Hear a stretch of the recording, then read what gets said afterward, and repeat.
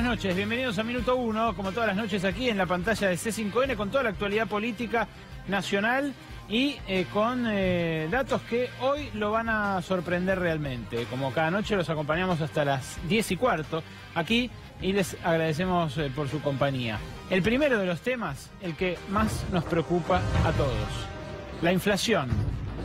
En vísperas y a pocas horas de que se conozca la inflación oficial, la inflación del INDEC, ya conocemos la inflación de la ciudad de Buenos Aires, una inflación de enero que estuvo por encima del 1,5 y que ratifica que estamos entrando en un febrero caliente.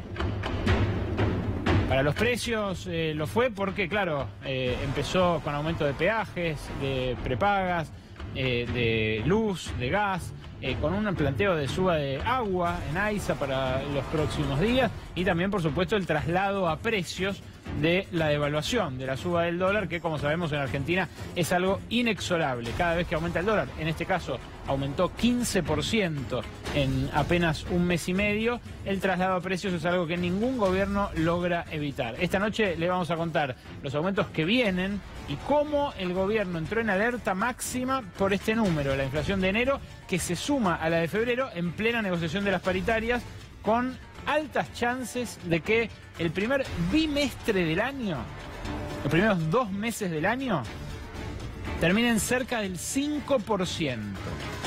Dato realmente preocupante y que marca ya una realidad alarmante para el que vive de un ingreso fijo. Las internas están a la orden del día. Internas entre Federico Sturzenegger, el hombre que tiene por responsabilidad evitar que los precios escapen, y el equipo económico, ese equipo económico que tiene como una hidra, varias cabezas, pero donde pisa fuerte, sobre todo, Luis Caputo, el ministro de Finanzas, y Nicolás Dujovne, el ministro de Hacienda. Ambos consideran que Sturzenegger está manejando mal el problema de la inflación en la Argentina. Y había dicho Mauricio Macri en campaña, la inflación era lo más fácil de resolver. Al menos por los números que tenemos ante la vista, los números del INDEC, no parece que por ahora lo sea. El segundo de los temas, aquí en la noche de Minuto 1, en la mira del grupo Macri, la realidad de la fiscal general ante la Cámara de Apelaciones en lo comercial, Gabriela Boquín. La fiscal que descubrió, destapó y frenó la condonación multimillonaria de las deudas del grupo Macri por su paso ruinoso por el correo argentino.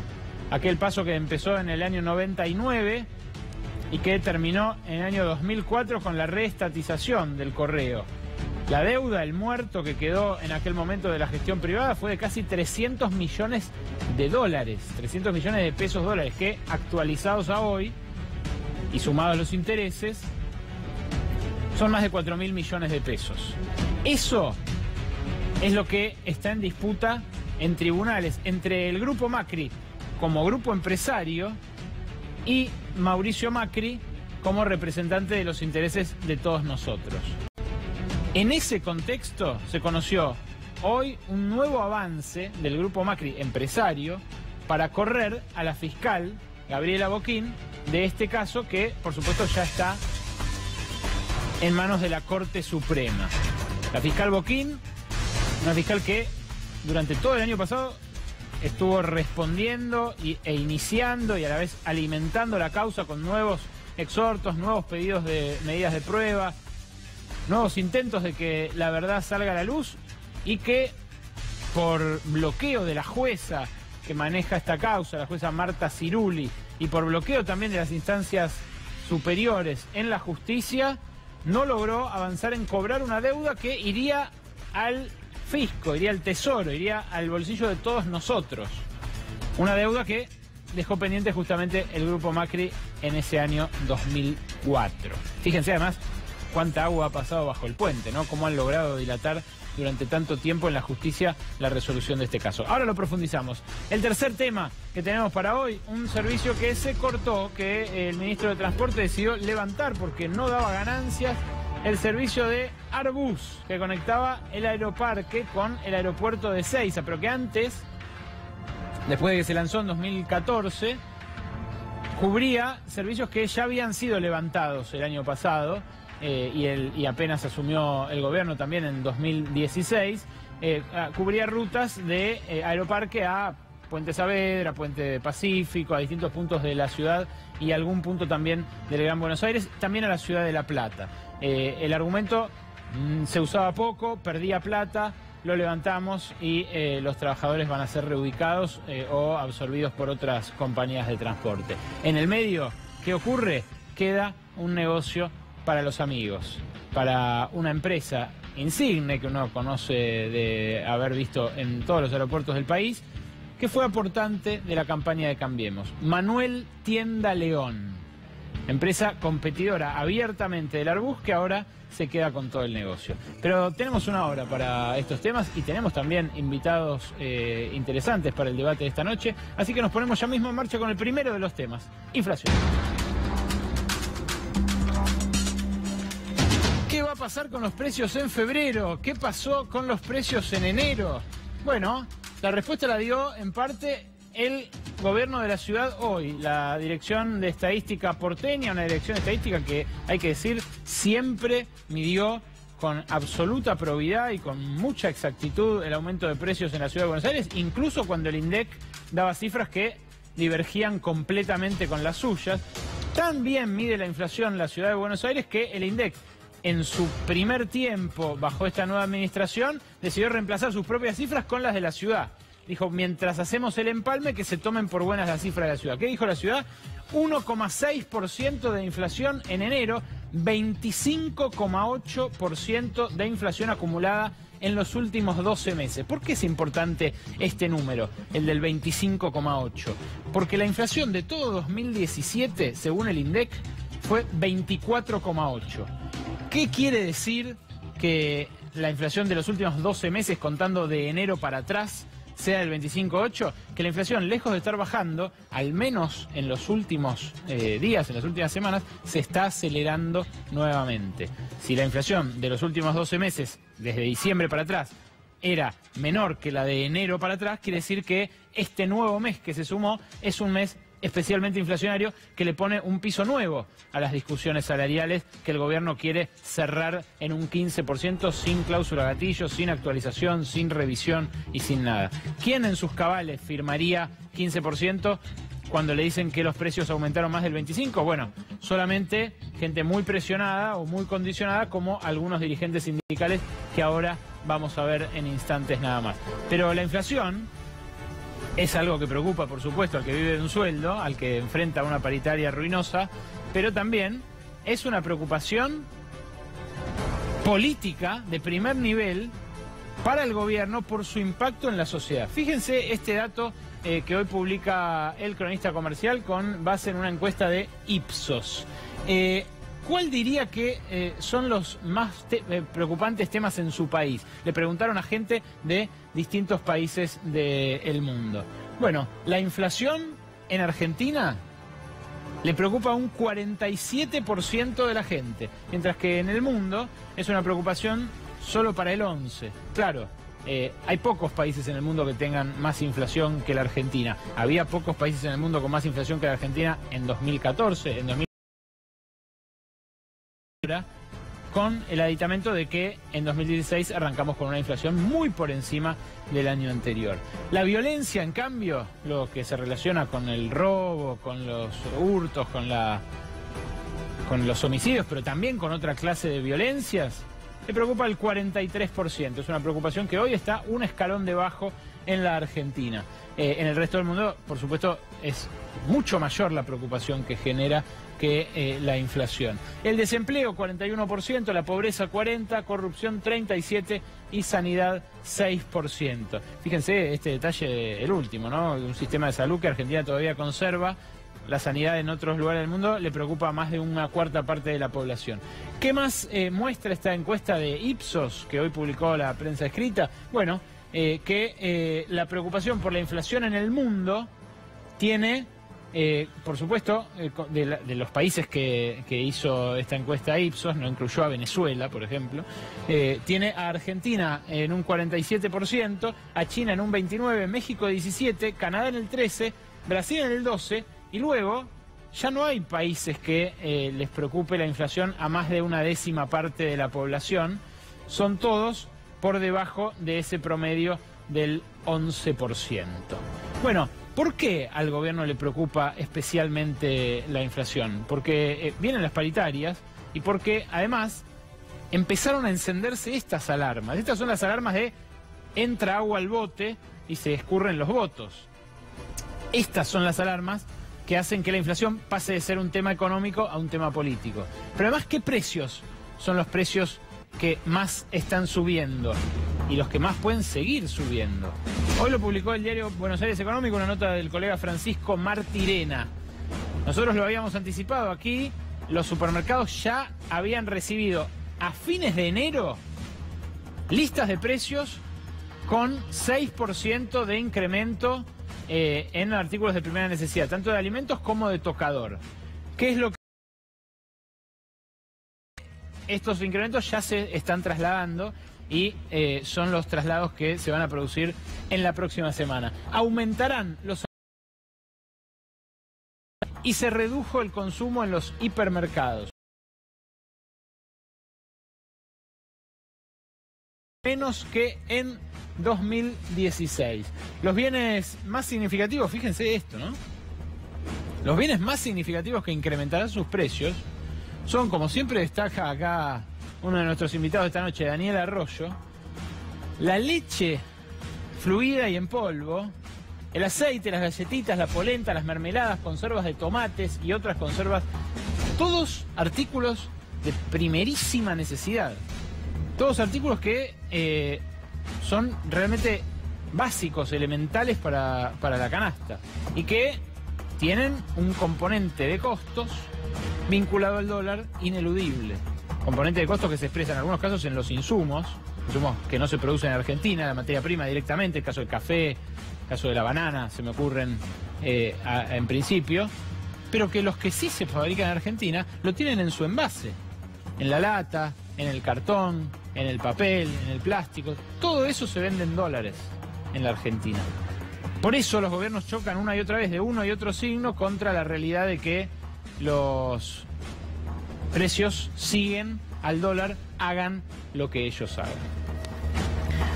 Pero es San Valentín, es el Día de los Enamorados y no quiero parecer un desalmado que ni lo menciona, que lo soslaya en un programa de política o economía como este. No quiero que el gato mimoso, se sabe, piense que uno convirtió este programa en un témpano de la economía. Así que hoy, en Minuto 1, hay San Valentín. Hoy, miren cómo Cupido pasa feliz por detrás. Hoy, el señor José Luis Lingieri, líder del gremio de obras sanitarias, firmó la primera paritaria importante en un 15% sin cláusula gatillo. Su regalo de San Valentín para el castigado, vapuleado ministro de Trabajo Jorge Teaca, y el flechazo de un Cupido feliz que disfruta de este buen ejemplo para el resto de los sindicalistas. Lingieri, bueno, hombre que tuvo a su cargo, mediante interpósita persona, el manejo de los millonarios fondos de las obras sociales, firmó 15% sin cláusula gatillo. Claro, había habido ya un par de paritarias, pero absolutamente marginales, remiseros, tintoreros. Todo el mundo sabe que los remiseros no cobran lo que dice la paritaria, ¿no? Pagan un alquiler, cobran lo que pueden, y los tintoreros, bueno, son poquitos. La primera paritaria importante para el gobierno que se firma ahí, por debajo de la inflación, o sea, a la baja, o sea, en detrimento de sus afiliados, se la obsequió por San Valentín el señor José Luis Lingieri al gobierno. Pero no todos son rosas, no, o mejor dicho, hay rosas, pero también tienen espinas.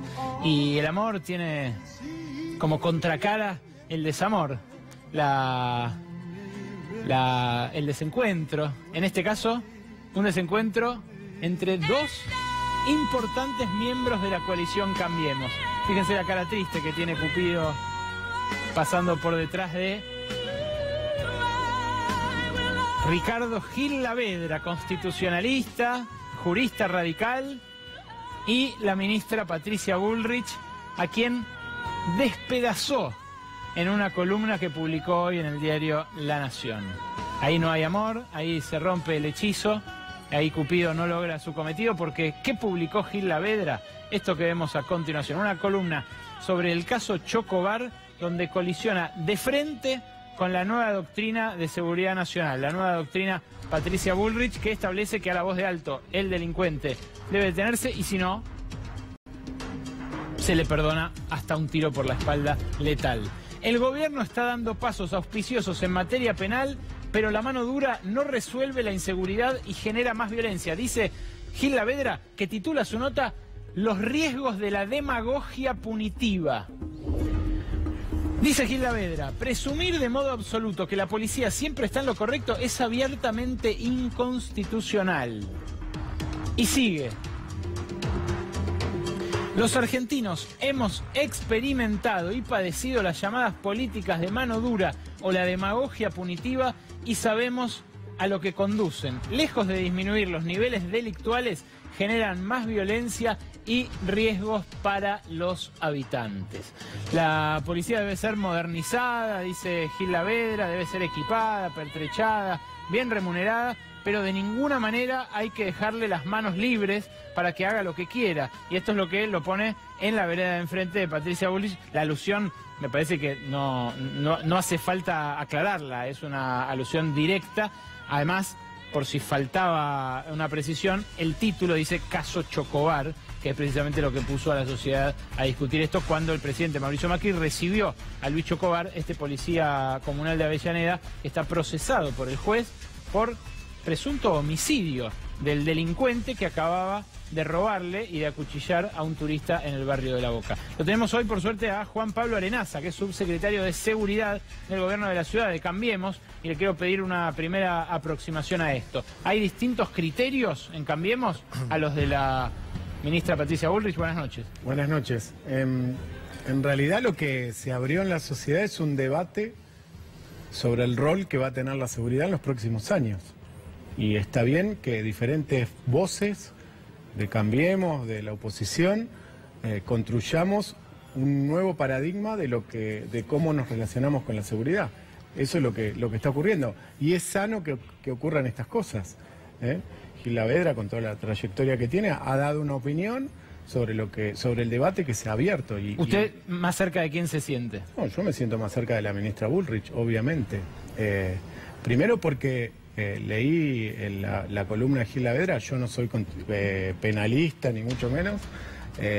Lo que pasa es que muchas veces yo creo que se erra en el debate cuando se cree que le estamos dando a la policía un cheque en blanco para que haga cualquier cosa, y al contrario.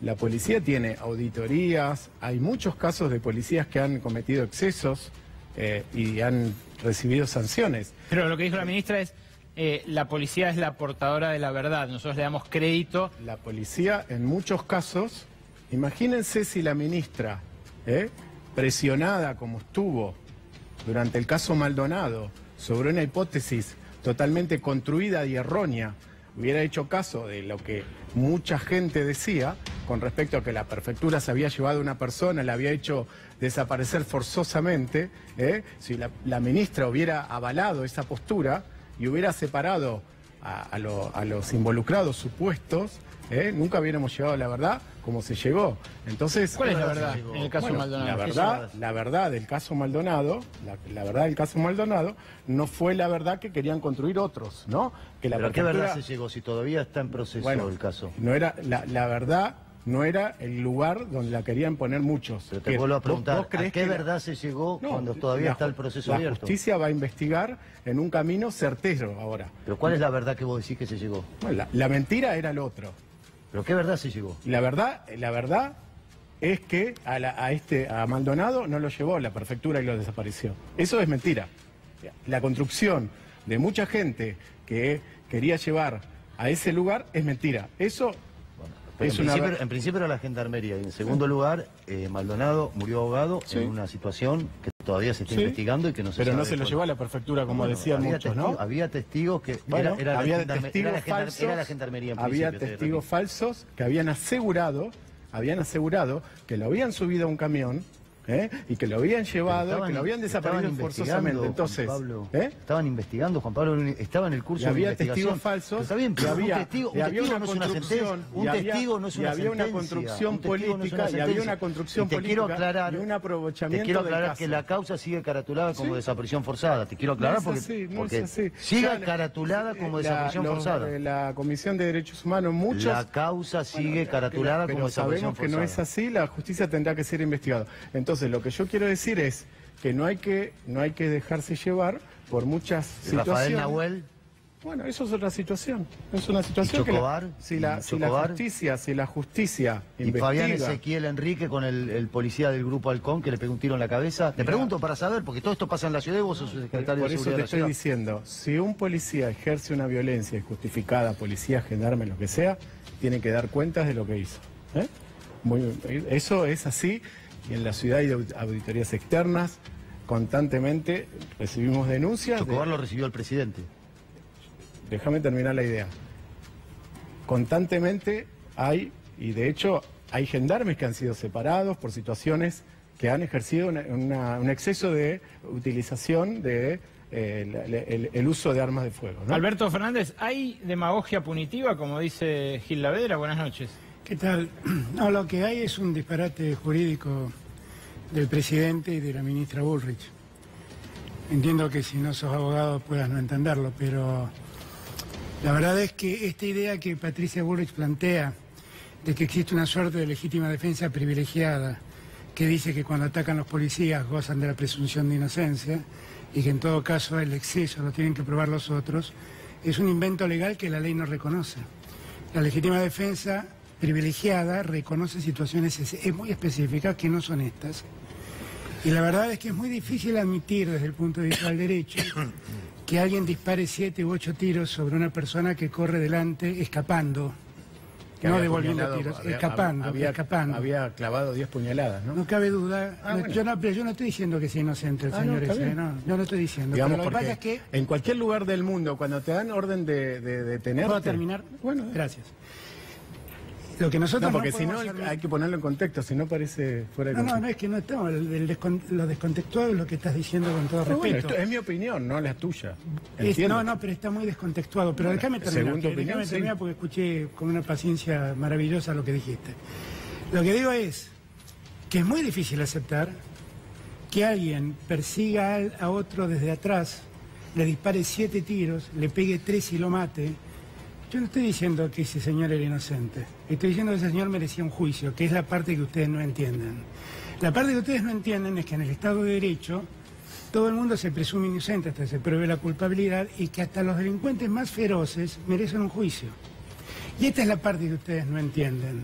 Y yo lo que pasa es que lo que no advierten es que abren canillas que uno no sabe dónde terminan. Abren puertas que uno no sabe dónde terminan.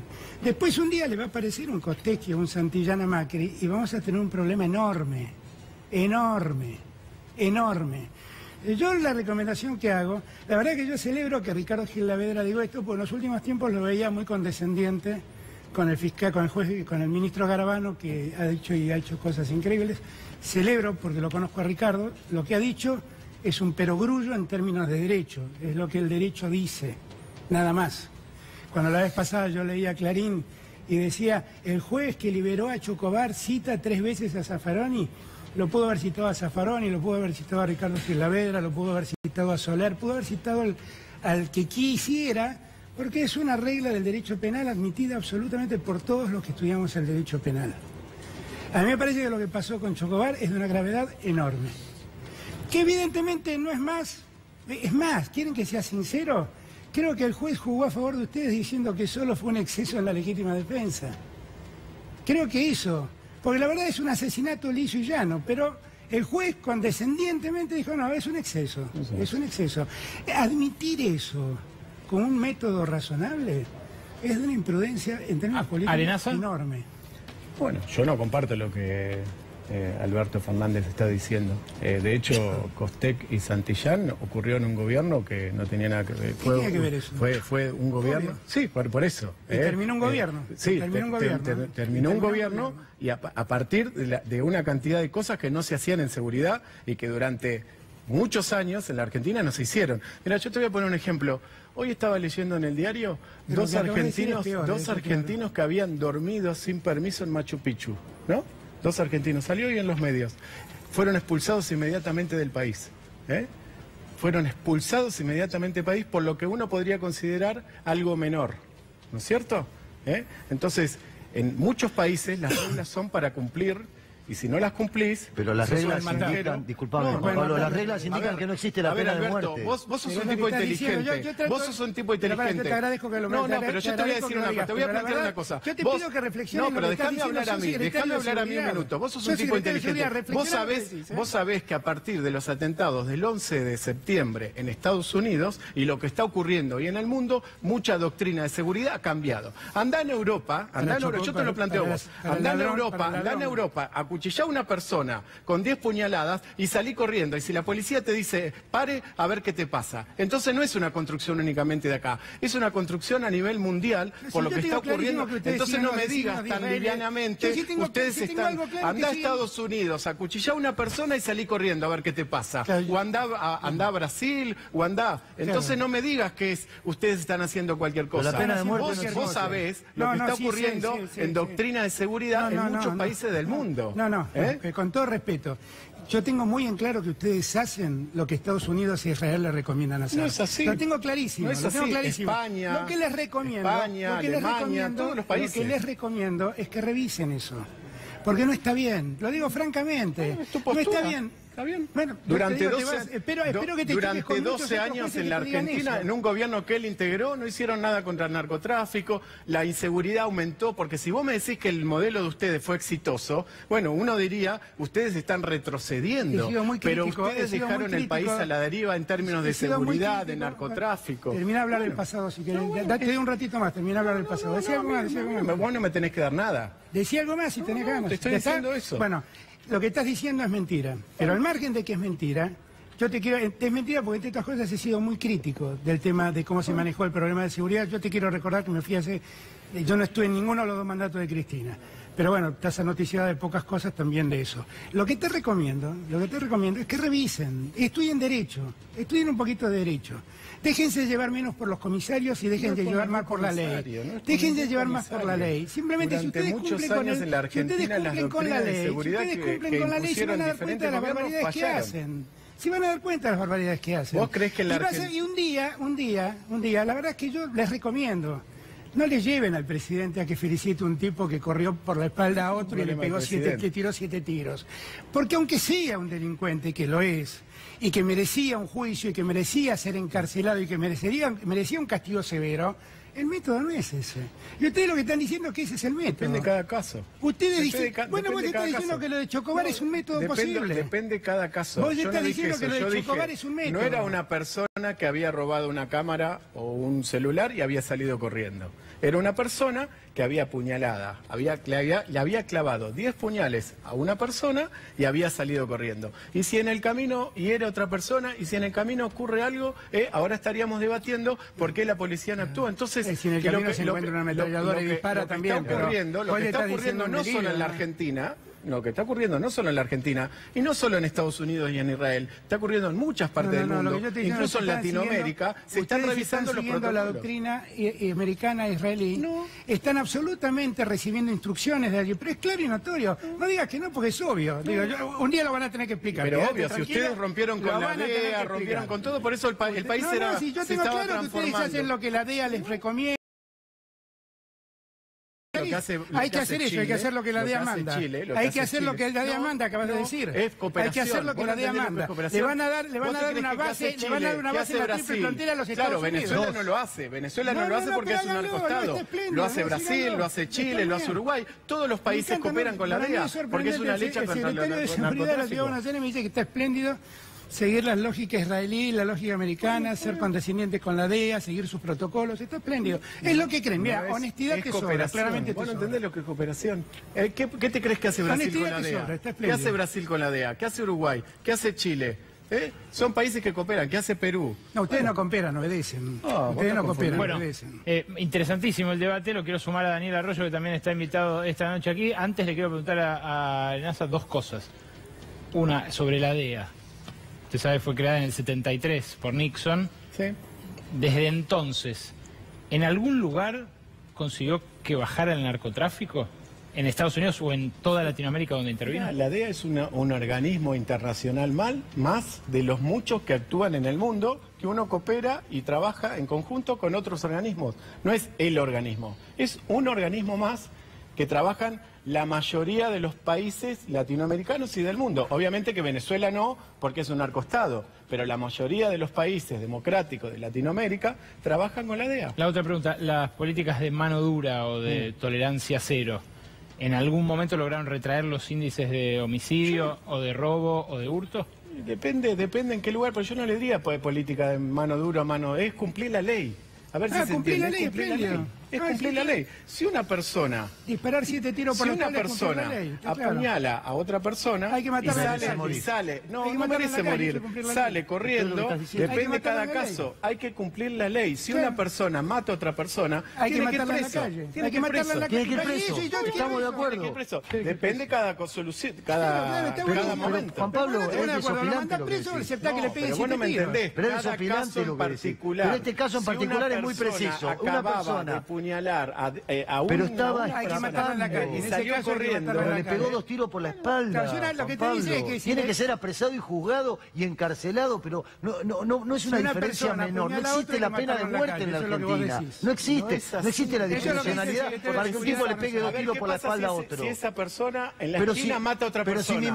si mi mamá no era mi mamá, yo era hijo de otra mujer, qué sé claro, yo. total, no sos Es una vos, no sos pavada vos lo la que víctima. decís, pero es Total, una vos pavada podés decir lo que... cualquier cosa. No, pero así Andá lo a hubiera hablar con la matado a víctima. puñaladas al Andá a turista. hablar con la No víctima. hay pena de Esa es la demagogia muerte, que no hay te- pena de con la muerte. víctima. Pero no hay Andá a pena hablar de con la muerte, víctima lo que diga la que víctima, no vive importa lo que todos dice los la días. ley. Esa es la No importa lo demagogia que dice la punitiva de la que víctima. habla Gil Lavedra. Lo que está diciendo vos es la demagogia punitiva de la que habla Gil y Lavedra. decirle eso. Gil no Lavedra importa te la escucha víctima. y reafirma Importa todo lo lo que que dice la escribió ley. hoy. Daniel No Arroyo, tengo dudas. diputado nacional por el Frente Renovador, también nos acompaña esta noche. Buenas noches, Daniel. Buenas noches.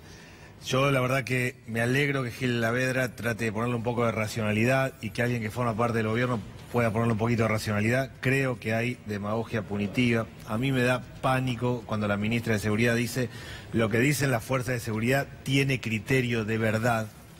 Me da la impresión de que el gobierno, la economía no le está funcionando, está empeorando la situación y entonces quiere jugar al extremo en materia de seguridad. Durán Barba acaba de contarnos que hay un montón de gente que quiere la pena de muerte, que quiere mano dura. Está claro que hay una demanda de parte de la sociedad, pero quienes gobiernan tienen que ser un poquito responsables, no jugar al extremo, no hacer locuras. La verdad que es una locura. La ministra Burris nos va a meter en un lío bárbaro, en serio, no es ese el camino. Acá no es mano dura, lo bestia. Y si alguien quiere armar una grieta en la Argentina para tensionar, que busque otro tema, no con la seguridad. De verdad creo que es un error muy grande. Me alegro lo de Ricardo Gil Lavedra, ojalá sea escuchado dentro del gobierno.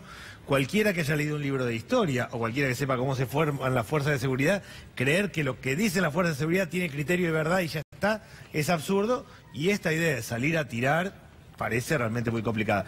Ojalá el gobierno reflexione. Mi impresión es que a falta de resultado económico vamos a inventar otra grieta. No se tienten con la grieta en torno al tema de seguridad. Acá no hace falta ni mano dura ni mano blanda. Organizar, generar orden y respeto. Y esto no es, vamos muchachos, denle para adelante, tiren y después vemos.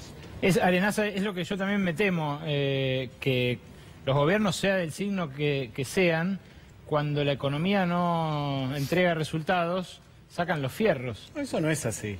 Eso no es así. Las reformas se hacen independientemente de lo que ocurre con la economía. Las reformas en seguridad y en una cantidad de materias no tiene que ver, es independientemente de lo que ocurre en tema económico. No es, obviamente que es sano el debate, es un debate que recién empieza, el Congreso va a debatir leyes importantes, el gobierno no tiene mayoría en el Congreso y es un debate que había que plantear. Entonces, lo que es clave es que el gobierno no se tiente al ir al extremo. No, pero no es un extremo, no es un extremo, es una mirada diferente. A ver, siempre si vos durante, está al extremo de lo que durante tantos años probaste con ciertas cosas que no funcionaban. Entonces hay que irse al extremo y decir, tire muchachos y vemos. No es un extremo, hay gente que interpreta el extremo, pero ponderar a la policía que durante años no actuó. Ser duro con la policía corrupta, ser duro con la policía que utiliza... Lo que yo pensé seriamente es que Macri no había visto el video cuando recibió a Chocobar. Realmente creía eso. Luego el jefe de gabinete dijo que lo había visto. Eso agrava la situación. Alguien que ha visto el video, que lo reciba y que el mensaje sea vamos y damos, que después venga el principal asesor del gobierno, Durán Barba, que dice acá la gente pide mano dura y la mayor parte de la gente está con la idea de pena de muerte. Nada bueno. Realmente las sociedades para construir más seguridad recurren a la pena de muerte y la pena de muerte no soluciona nada. En el mundo ahí está comprobado que no soluciona nada y nadie del gobierno plantea la pena de muerte. Lo que yo creo es que el debate es sano, el debate se va a dar en el Congreso y es un debate que la sociedad argentina se... A ver, vos cuando recorres la ciudad de Buenos Aires, el país, el problema principal de la seguridad no es de ahora, es de siempre, de hace muchos años. Entonces, que por primera vez, o porque hace muchos años, se dé un debate en términos de seguridad, para mí es positivo. Y después será, algunos dirán es mucho, es poco, es de arriba, es abajo. Pero no para mí es sano, para mí es sano que se hable hoy de seguridad. El debate es sano, pero no está promoviendo el debate. Lo que está haciendo la ministra verdaderamente es poco responsable. Creo que el propio ministro la ministra está planteando de Justicia cree que así un esquema que será debatido y será habrá que hacer las modificaciones. Pero el que gobierna no puede irse al extremo, si vamos muchachos, tiren y después vemos. Eso no es responsable. El otro día la ministra de Seguridad, Patricia Bullrich, dijo en la embajada de Argentina en Washington que todas las acciones del Estado son legítimas hasta que se demuestre lo contrario. Fue el día también que anunció que se van a crear 3 bases en Misiones, Salta y Jujuy, o sea, en el NEA, para que intervenga la DEA y que va a tener agentes autorizados, agentes de incógnito y servicios de inteligencia. Esto es un poco lo que estábamos hablando hace un ratito. Es cooperación como tiene Chile, como tiene Brasil. Que tener 3 bases en el norte argentino, con servicios de inteligencia norteamericano, la verdad... Yo no conozco el detalle, no voy a opinar de algo que yo no sé, porque no sé si es verdad o mentira. Pero lo que yo te digo que es cooperación. Lo anunció la ministra, no, Patricia no viene, lo están haciendo. Lo que yo te digo es que así como se firman convenios con la DEA, se firman convenios con la organización antidroga de Francia, de España, con diferentes. Durante muchos años en este país se había abandonado la lucha contra el narcotráfico. Nosotros creemos que combatir el narcotráfico es positivo. Eso estoy de acuerdo. Eso estoy de acuerdo. Pero no sé qué bases en el territorio. Alberto, vos sabés que hay diferentes organismos, la DEA en Francia. No, sí, también sé cómo funciona. También sé cómo funciona. Lo que te puede gustar o no, pero está mal que la Argentina se haya alejado de eso. Juan Pablo, perdón que haga... No sé si está mal. De la lucha con narco, a mí me parece que está mal. Bueno, sí, pero es que tampoco diría que eso ha sido absolutamente así. Lo que sí te cabe razón es que las políticas no fueron eficientes. No, algo ocurrió, porque cada vez había más droga. Perdón que haga mucho foco en ustedes, Juan Pablo, pero la verdad no tenemos la ocasión de preguntarle a funcionarios importantes del gobierno y de ahí mi insistencia en repreguntar lo más respetuosamente que puedo, porque son temas sensibles. ¿Qué aspecto de qué leyes deberían modificarse, cree usted, para que la lucha contra la inseguridad sea más efectiva que lo que viene siendo en estos últimos 2 años? Concretamente, ¿qué modificaciones? Así como en su momento las leyes Bloomberg, por ejemplo, bajaron la edad de imputabilidad. Hay un paquete de leyes que va a tener que trabajar el Congreso, que tienen que ver con uno de los grandes problemas que tiene la Argentina, que es la llamada puerta giratoria. Que una persona, a ver, de los delitos que hay en la provincia de Buenos Aires y en la ciudad de Buenos Aires, que son las cifras que yo conozco, yo te diría que la mayoría de los casos de personas que matan a otra persona tienen causas por las cuales deberían estar presos. Entonces, el Congreso tendrá que analizar. Nosotros no tenemos mayoría en el Congreso. Habrá que lograr acuerdos de Estado, porque cuando vos no tenés mayoría en el Congreso, las leyes, a mi entender, son más ricas porque tienen la mirada de todos, no de un solo grupo. Bueno, tendrá que analizar cómo evitás esas situaciones en la Argentina. Cómo modificás el sistema penal, que hoy no está funcionando como debería funcionar, y una cantidad de leyes que tienen que ver con eso. ¿Qué pasa con un extranjero que comete un delito en la Argentina? ¿No? Es lo que el ejemplo que había dado anteriormente. ¿Qué pasa con un extranjero que comete un delito en la Argentina? ¿Hay que extraditarlo o hay que dejarlo en la Argentina? ¿No? Son todas preguntas que hasta hoy algo pasó en la Argentina que no tenían respuesta o no tenían solución. No, y tampoco se había planteado el ¿Qué hay que hacer? Yo creo que vale el debate. Mi impresión es que la ministra Bullrich está haciendo una doctrina no nueva, sino viejísima, está volviendo feamente para atrás. Y está haciendo algo que es muy complicado en un país con nuestra historia y con la formación que tiene la fuerza de seguridad nuestra. En la provincia de Buenos Aires su policía se forma en 6 meses. Está claro que nadie debería tentarse con aplicar esta lógica. Ojalá lo de Gil Lavedra permee dentro del gobierno, porque de verdad esto no es para jorobar, y ojalá el gobierno busque una grieta en otro lado y no en el tema de seguridad. Ahí tenés otro debate que en la Argentina no se había dado, la formación de la fuerza de seguridad. ¿Cuál va a ser la formación que vos le vas a dar a la fuerza de seguridad? En la ciudad de Buenos Aires es un debate que habíamos planteado, que se planteó en la legislatura, que se planteó con la conformación de la Policía Metropolitana, donde hoy la formación de los policías lo manejan los civiles, entonces vos construís fuerzas de seguridad con una impronta diferente. Gracias a ambos. Seguimos, se nos alteró un poco el orden hoy del programa porque este debate lo ameritaba. Realmente muy interesante las opiniones que se han vertido acá y algunas realmente seguramente harán carrera en forma noticiosa en las próximas horas.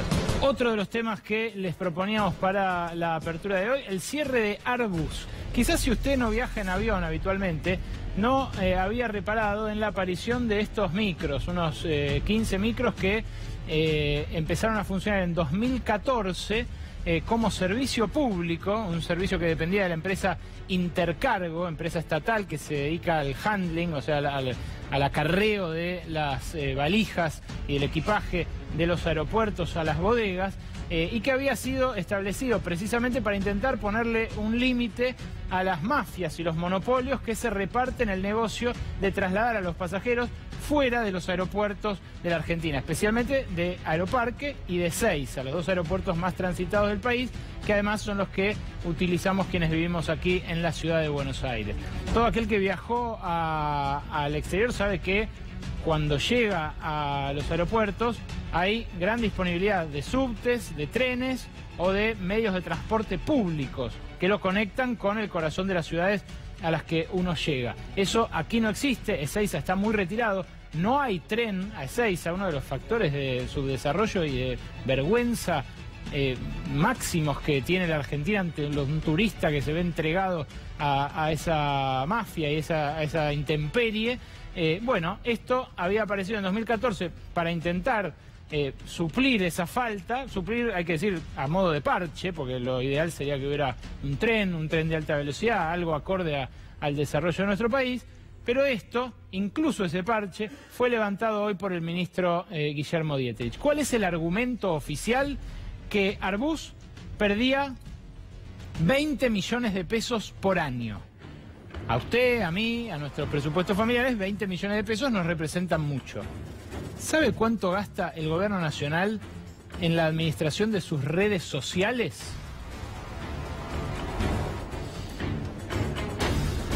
No lo digo yo. Déjeme que se lo diga el diario Clarín. 163 millones de pesos. 8 veces lo que consideró demasiado para conectar ni más ni menos que los principales aeropuertos del área metropolitana de Buenos Aires. Perdía 20 millones de pesos por año, es cierto, el Airbus. Pero ¿a qué contribuía, por ejemplo? A que se pague un poco más barato, quienes lo utilizaban, quienes se habían enterado que existía, porque mucha gente ni se enteró que existía, que paguen un poco más barato por un servicio que en Argentina es carísimo, que es este que le queremos mostrar a continuación. ¿Quiénes son los competidores o los sustitutos de este servicio que brindó por tan poco tiempo Airbus? Bueno, fíjense, del centro a Ezeiza, Airbus cobraba 200 pesos. ¿Cuánto cobra su principal competidor y sustituto, que además fue gran aportante a la campaña de Cambiemos para la presidencia, Manuel Tienda León? Sí, el del leoncito que aparece en las cabinas esas de Ezeiza y de Aeroparque. 275 pesos. Por el mismo servicio, por viajar en micro. no por un viaje privado. Manuel Tienda León también ofrece remises que son prácticamente para jeque árabe, para Alejandro Roemer. ¿El remis cuánto vale en este mismo tramo? 600 pesos más peajes. Esto es para ir de Caballito, de Palermo, a el aeropuerto de Ezeiza. El taxi cobra, si es de día, 557 pesos más peaje, y si es de noche, 643 pesos más peaje. Y hay una alternativa más barata, que es Uber, que puede costar 400, 450 pesos, pero Uber en Argentina es ilegal. Y cada vez está más restringido su uso porque le cierran el portal, le cierran el dominio, le bloquean las cuentas y demás. La alternativa más barata, que era la de Arbus, ahora está cerrada porque daba pérdida de 20 millones de pesos. Es una lágrima en un océano para el presupuesto de un país. Y el ministro Guillermo Dietrich, tal vez para devolver gentilezas a los auspiciantes de la campaña presidencial de Manuel Tienda León, o tal vez simplemente por creer que el Estado no se tiene que ocupar de esas cosas, que mucha gente en el gobierno lo considera así, decidió levantar el servicio de Arbus. Arbus, vale decir, prestaba servicios con micros con wifi a bordo, micros con aire acondicionado, micros que usó poca gente, es verdad, porque ni se llegó a difundir demasiado el servicio, pero que servían para conectar los aeropuertos y costaban, como mostramos, 1/8 de lo que gasta el gobierno al año en mantener su granja de trolls o, dicho más elegantemente, sus redes sociales. El conflicto docente, el otro tema que le prometimos aquí tratar en Minuto 1, porque es un conflicto que tiene en vilo a todos los padres que envían a sus chicos al colegio público. El conflicto docente está empezando a escalar en varias provincias.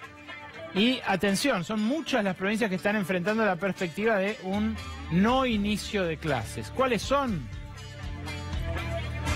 Se las mostramos aquí en Minuto 1. El inicio de clases está en peligro en la provincia de Buenos Aires, en Santa Cruz, que, quiero destacar, no recuperó los más de 200 días de clases que no tuvieron los chicos de Santa Cruz, de la provincia de Alicia Kirchner, el año pasado, y que se enfrentan a la posibilidad de no empezar ahora de vuelta las clases, ya una provincia casi sin educación pública, pero que también sigue en Entre Ríos, en Neuquén, en Misiones, en Tucumán, en Tierra del Fuego y en Chubut. Todas estas provincias se enfrentan a la perspectiva de no iniciar las clases el próximo 5 de marzo. Algunas empiezan el 5 de marzo, otras que preveían empezar antes, pero parece que tampoco va a empezar en ellas. En Misiones se firmó un aumento a la Jorge Triaca de 15%, con solamente 2 de los sindicatos de la provincia. Por eso no está garantizado el inicio de clases. El acuerdo es sin cláusula gatillo, como quiere el ministro Triaca, como también quiere el ministro Nicolás Dujovne, que dijo tenemos que liberarnos de la cláusula gatillo. Claro, como si fuera algo malo, liberarnos de la cláusula gatillo. Muchos trabajadores quieren tener una cláusula gatillo que, si la inflación supera su acuerdo salarial, les permita revisar ese acuerdo. Pero usó esa palabra, liberarnos de la cláusula gatillo, el ministro Dujovne. Y además es con baja de aportes jubilatorios este acuerdo que se firmó en Misiones, lo cual por supuesto va a afectar las futuras jubilaciones de los docentes. En la provincia de Buenos Aires, ¿cómo está la cosa? Bueno, mañana arrancan las negociaciones, el Frente de Unidad Docente pedirá el 20% más cláusula gatillo. Hay algunos ruidos allí entre SUTEBA y UDA, por ejemplo, por decir dos de los gremios más grandes. SUTEBA es más confrontativo, UDA... esa es la de Roberto Baradel, UDA de Sergio Romero, dice que hay que empezar las clases y seguir negociando igual. El gobierno provincial busca cerrar con el 15% y sin la cláusula gatillo. Roberto Baradel, líder de SUTEBA, habló, dijo lo siguiente. Queremos tener paritarias libres a nivel nacional. Un gobierno autoritario y con debilidad no convoca paritarias, porque si el gobierno estaría fuerte, no tiene ningún inconveniente de sentarse a discutir una paritaria con el sector docente. Pero sin embargo, tratan de eliminar, derogan la paritaria porque no quieren que se fije una pauta a nivel nacional y porque saben que nosotros no le vamos a firmar un salario a la baja. Y en la provincia de Buenos Aires estamos esperando desde el mes de diciembre que nos convoque María Eugenia Vidal. Diciembre, enero, ahora todo lo que pasó de febrero.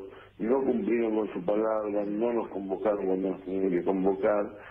Si el gobierno insiste, como el año pasado, tenernos 10 reuniones con el 15% sin cláusula gatillo, el año pasado fue el 17 en 4 cuotas, bueno, evidentemente va a haber conflicto. Pero si el gobierno actúa con racionalidad, no debería haber conflicto.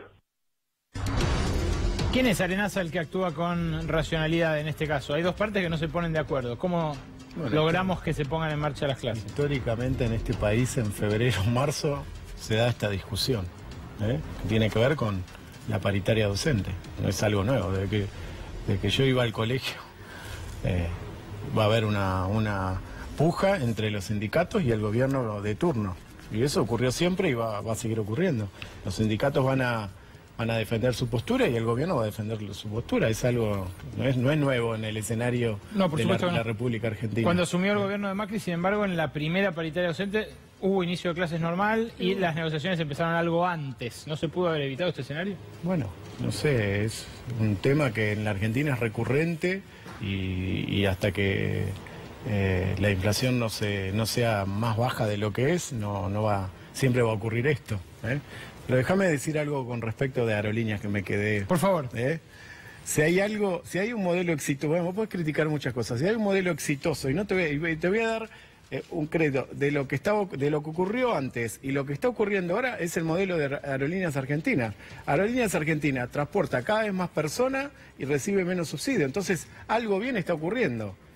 Entonces hay que darle un crédito al ministro de desprenderse de esta empresa, porque la verdad que Aerolíneas Argentinas en sí, con un modelo que había empezado anteriormente, está funcionando mejor. Pero estos colectivos insumían en todo un año lo que el ministro le destina en un día. 20 de acá, 50 de acá, 30 de acá. Yo prefiero que transporte más gente a Aerolíneas, que funcione mejor Aerolíneas como está funcionando, que transportar gente en un colectivo cuando las personas se lo tienen que pagar. Eso es lo que creo yo. Yo no digo que está bien, es lo que creo yo. Y el modelo de Aerolíneas Argentinas, el ministro Dietrich, con las low cost que empezaron a funcionar, todo el modelo está funcionando bien, el modelo de Aerolíneas Argentinas. No es un fracaso. Yo estaba hablando de otra cosa igual, no de Aerolíneas. No, ya sé, pero esto tiene que ver con ese modelo también. Tiene que ver con eso. ¿Alberto Fernández? Es difícil, yo no me quiero pelear tanto contigo. No, yo no me quiero pero pelear. La verdad es que es como difícil entender que es razonable ahorrar 20 millones en transporte de gente y gastar 163 en trolls, ¿no?, en las redes sociales. Y bueno, en el esquema de prioridades es como muy difícil de sostener realmente. Y uno, si revisara el presupuesto, podría encontrar un montón de cosas más, porque la verdad es que quien ha manejado un presupuesto sabe que 20 millones de pesos es la nada misma en un presupuesto. Como es la nada misma que renuncien los familiares, como es la nada misma que echen a los que nombraron. En verdad, el problema que tiene Argentina es económico y es de otra naturaleza. A mí me quedó algo, ¿puedo decir algo? No, quiero la opinión de... Ahora vamos a... Quiero la opinión de Daniel Arroyo, que no habló de esto. No, primero... Les di a los dos, quiero ser ecuánime. No, a mí el tema docente, una cuestión nada más. Ya el gobierno el año anterior inventó el tema de los voluntarios, vino, hizo un lío bárbaro, de verdad, y solo hubo acuerdo en la paritaria nacional docente cuando el ministro de Educación se transformó en candidato. La provincia de Buenos Aires vino la mitad del año hasta que cerraron las listas. Se corrijo, no hubo paritaria nacional docente, hubo acuerdo. La paritaria en la provincia de Buenos Aires, ya el año pasado no hubo paritaria nacional docente. La paritaria en la provincia de Buenos Aires vino hasta mitad de año. Cuando resultó ser que el candidato a senador de Cambiemos era el ministro de Educación de la Nación, ahí acordaron. No deberían tentarse con eso. Todos sabemos que no va a ser el 15% la inflación este año, es más que evidente. Con lo cual, ofrecerles el 15% sin cláusula gatillo no tiene sentido. Y de verdad, así como creo que el tema de seguridad es un lío bárbaro, lo único universal, lo único que tiene legitimidad es la escuela. No hay que jorobar con eso. Hay un solo buen lugar en Argentina, no hay dos, que es la escuela. El mejor lugar, lo único en lo que creen las familias es en la escuela. Sí. La familia más pobre, la familia menos pobre, aún el que va y genera un hecho de violencia. Hablando de seguridad, la escuela. Absolutamente. Si algo hay que cuidar en la escuela y a los docentes. ¿Alguien quiere hacer algo en la Argentina, reconstruir algo? ¿Quiere que mejore un poquito un barrio? Tiene que ir a la escuela. Ahora sí, no hay otro lugar. No, me quedaban dando vueltas algunas cosas que se dijeron anteriormente. Primer punto, yo no quiero sentar la base que dice que en la Argentina la puerta giratoria funciona. Eso porque es mentira.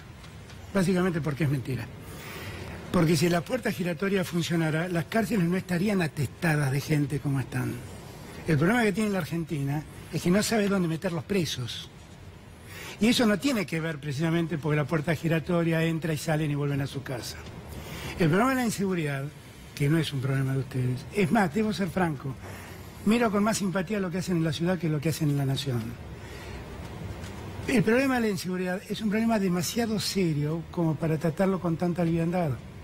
Es un problema que va a demandar años resolverlo, porque por mucho que les disguste a todos lo que voy a decir, y aunque sé que no es políticamente correcto, el problema de la inseguridad está directamente vinculado a la igualdad y a las posibilidades de igualdad.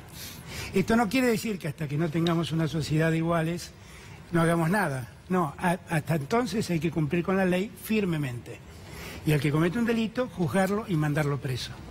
Pero todas las otras soluciones, lo digo con algún grado de experiencia, he visto esto 1000 veces, son ilusiones ópticas. Es creer que se puede arreglar el tema haciéndole creer a la gente que hay alguien que está velando por ellos. Y la gente confía en eso hasta que le toca de cerca el problema. Porque el día que se equivocan y matan al equivocado, no va a haber nadie que pare a la gente. No va a haber nadie que diga qué bien que estaba el gatillo fácil. No va a haber nadie que diga qué bien lo de Chocobar. Lo de Chocobar, además, es un llamado de atención. Chocobar no era cualquier policía, era un policía municipal. De estos que afloraron hace poco tiempo, que tienen 3 meses de instrucción para manejar armas y con 3 meses le metes... Es un problema. Claro que sí. Formación. Claro que sí. Y en este tipo, ingreso... por eso también te dije que veo con más simpatía lo que hace en la Ciudad de Buenos Aires, pues efectivamente hay un civil que está manejando el tema desde siempre, desde que se inició. Han traído gente de la universidad preparada, pero no es lo que pasa a nivel nacional. Alberto, usted No dijo, Costegui y Santillán, perdón. Sí. Eso es una perspectiva que si hoy la deriva del gobierno se mantiene, ¿hacia dónde va? Es que va a pasar, si pasa, porque eso puede pasar, porque no depende de Macri. Macri no manda a matar a Chocobar, Macri no manda a matar a nadie, Patricia tampoco, vos tampoco, pero cuando vos... Escúchame, Alberto. Es que cuando vos ponés... ¿Qué diferencia? ¿Sabés cuál es el único privilegio que tienen las fuerzas de seguridad? Que andan todos los días con una pistola en, en la cintura y lo pueden usar cuando ellos quieren. Ahora, eso no... Nadie puede cuestionarlo, porque ya el privilegio es contar con ese revólver en la cintura. Pero escuchame una cosa, Alberto, y para mí es sano. Termino con esto. El problema de la preparación de la policía es un tema central. Miren, yo voy a contar una anécdota que me pasó a mí, y que creo que no dista mucho de lo que les pasa a ustedes. Cuando yo era jefe de gabinete, en un momento... Al poco tiempo de asumir vi que estaba haciendo un procedimiento y los policías estaban con capuchas, con pasamontañas. Sí, como con pasamontañas. Llamé al ministro y le dije, nunca más quiero ver un procedimiento con policías encapuchados. Al día siguiente el jefe de policía me pidió una reunión. ¿Saben lo que me dijo? No le podemos sacar la capucha porque si no los vecinos se enteran que es policía. Esa es la policía que tenemos, entendámoslo. De entonces a la fecha, eso se ha mantenido.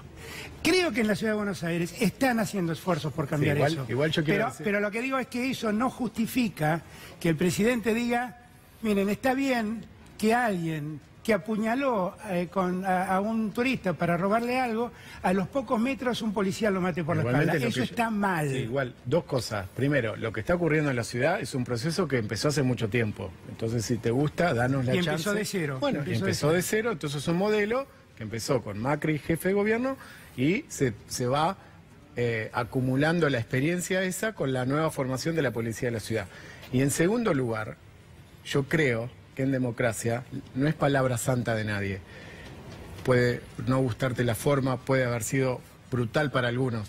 La instalación del debate sobre temas de seguridad, más sabiendo cuando nosotros no tenemos mayoría en el Congreso. O sea que todo lo que nosotros planteamos tendrá que pasar por el tamiz del Congreso y tendrán que salir leyes y tendrán que salir situaciones que la mirada no va a ser únicamente nuestra. Pero entonces, a mí me parece que durante años... La ministra de Seguridad no está instalando un debate. Está promoviendo la mano dura a lo bestia. Claro. No está diciendo debatamos, Claro, analicemos. Está diciendo lo que dice la ministra Fuerza de está Seguridad. instalando un debate a partir del momento que está planteando soluciones que van a tener muchas de las soluciones que la ministra está planteando.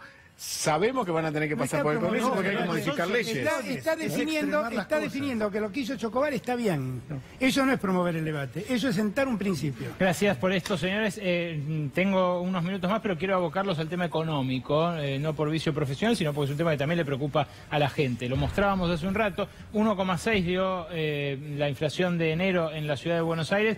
Mañana se va a conocer el dato a nivel nacional. Pero lo que estiman ya los analistas consultados en la City y promediados por el Banco Central es que la inflación en la Argentina en 2018 va a ser 19,2%, o sea, muy por encima de la pauta del 15% que estima el gobierno. Y la verdad, si uno mira los últimos 4 meses de 2017, ve que fueron más inflacionarios que los últimos 4 meses de 2016.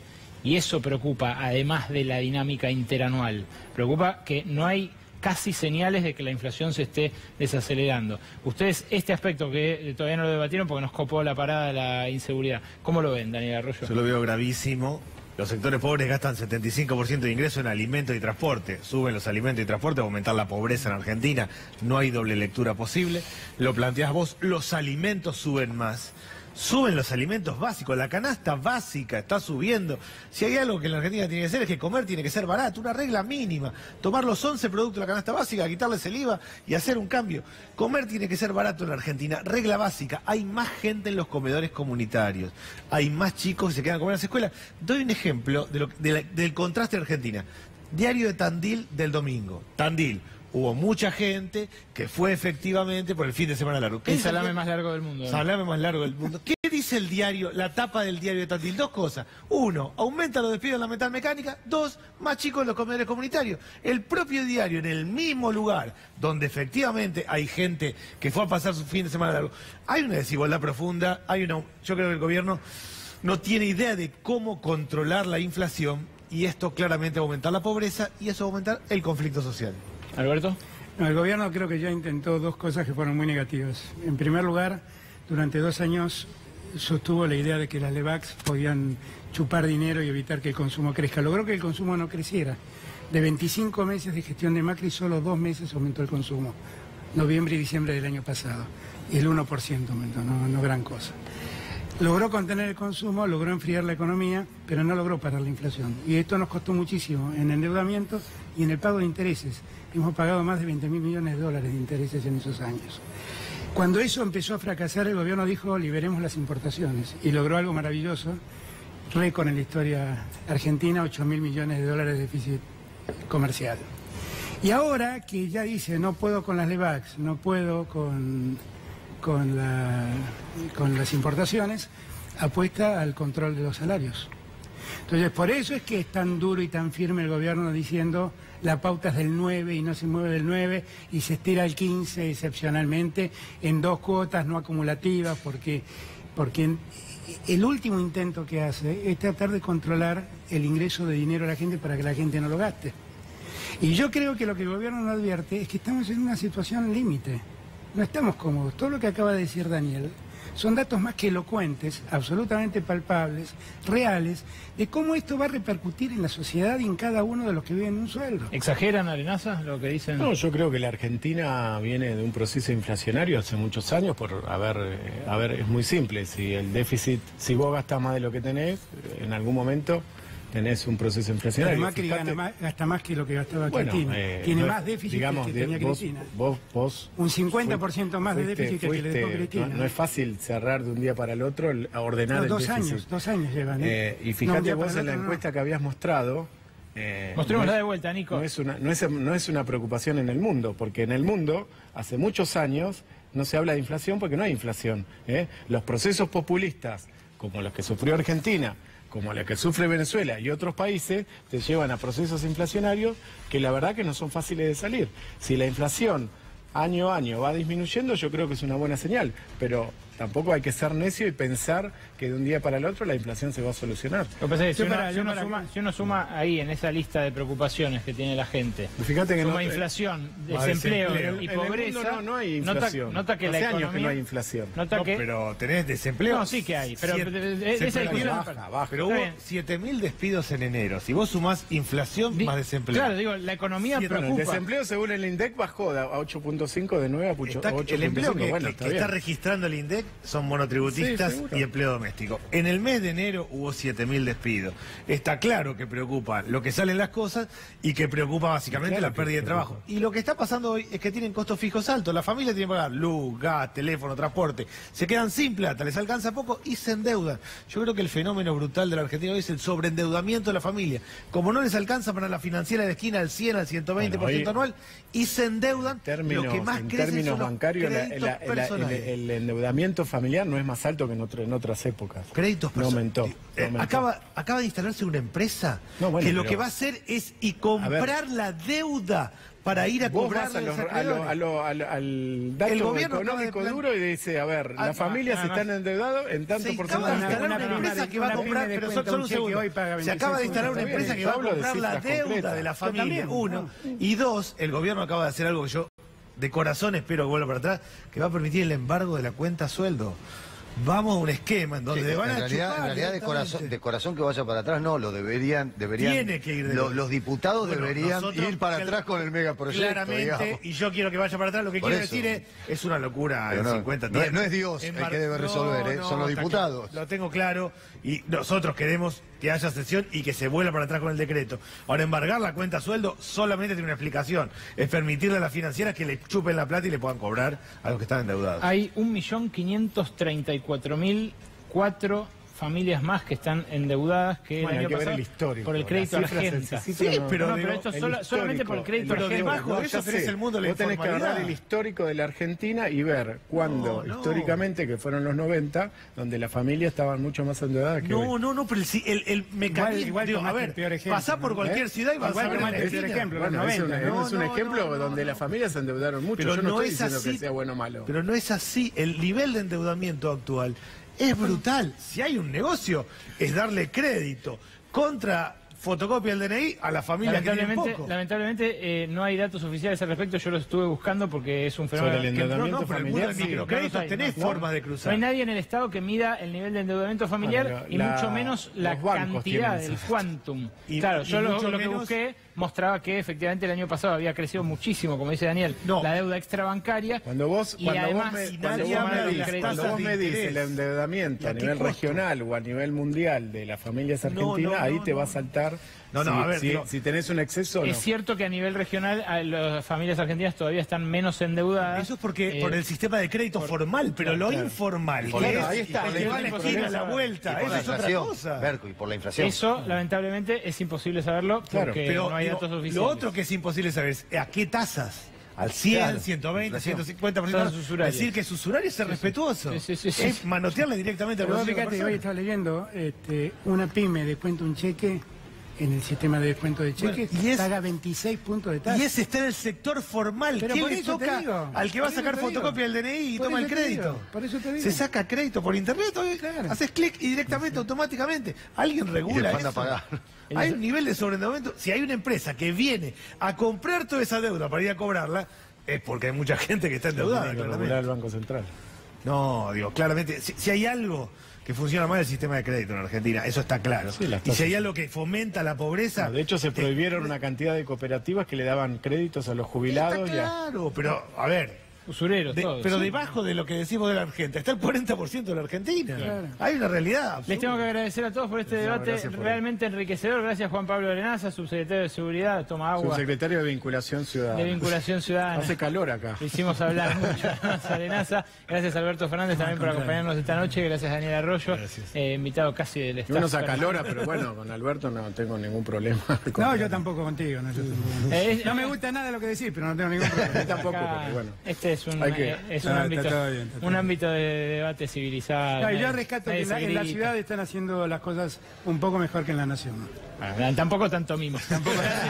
Gracias a ustedes.